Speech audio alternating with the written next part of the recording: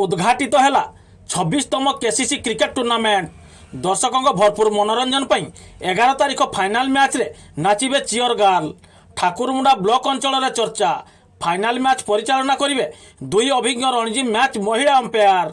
मयूरभंज जिला ठाकुरमुंडा ब्लॉक अंतर्गत ठाकुरमुंडा ग्राम पंचायत खमडिया ग्राम रे खमडिया क्रिकेट क्लब पक्षर आयोजित 26तम केसीसी क्रिकेट टूर्नामेंट 2024 7 तारीख बुधवार दिन ठाकुरमुंडा ब्लॉक अध्यक्ष सरोजिनी मुन्ना द्वारा उद्घाटित हो जाइछि।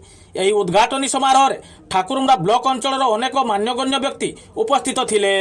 उद्घाटनी समारोह प्रथम मैच रोहित 11 ठाकुरमुंडा एवं साई 11 हांडीफुटा मध्य अनुष्ठित होइतिला। टॉस हारी रोहित 11 प्रथम बैटिंग करी निर्धारित 8 ओवर रे 6 विकेट हराई मोट 97 रन करिवार समर्थ होइतिला।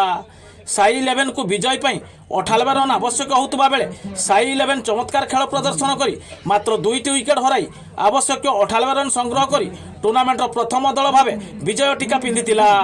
यही खेल को विशिष्ट अंपायर गुलशन स्वासी एवं लिकु स्वासी परिचालना करथिबा बेले ठाकुरमुंडा ब्लॉक अंचल युव भाष्यकार प्रकाश साहू एवं भाष्यकार क्षीरद पात्र खेलर धारा विवरणी प्रदान करथिले। प्रत्येक वर्ष परी चलित वर्ष मध्य 11 तारीख दिन अनुष्ठित होबाक थिबा फाइनाल मैच रे दर्शकों मनोरंजन निमंते क्लब पक्षरु चियर गर्ल नृत्य आयोजन करा जायथिबा बेले फाइनाल खेल को आकर्षणीय करिबा पई फाइनाल मैच दुई अभिज्ञ रणजी मैच महिला अंपायर परिचालना करिवे बोली क्लबर सदस्य परमेश्वर महांत एवं प्रहलाद गिरी सूचना देइछन्ति।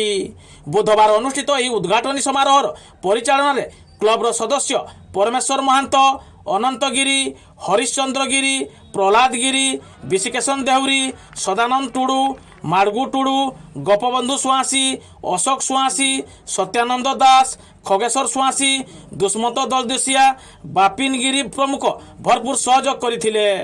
मयूरभंज ठाकुरमुंडारू शेख राजू को रिपोर्ट एसआर न्यूज एक्सप्रेस।